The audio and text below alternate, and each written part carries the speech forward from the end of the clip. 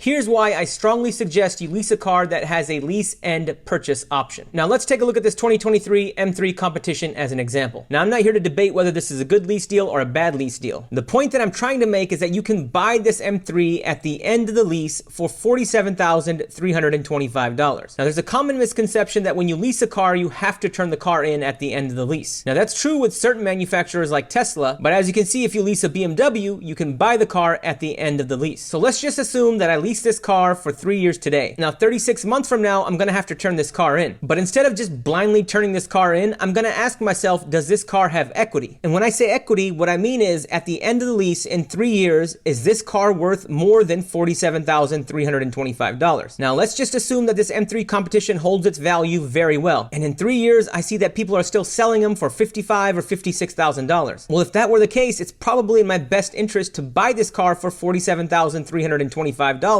and either drive it for another year or two, or potentially turn around and sell it for $55,000 or $56,000. Or I could potentially trade this car in before the lease ends and take that equity and roll it into my next lease as a cash down payment, or pocket that money and put it in my checking account. Now, if at the end of 3 years this car is worth less than $47,325, I can simply turn the car back into the dealership. And that's why if you lease a car, I highly recommend that you lease a car that has a purchase option at the end of the lease. Financial knowledge is power. Please like and follow for more.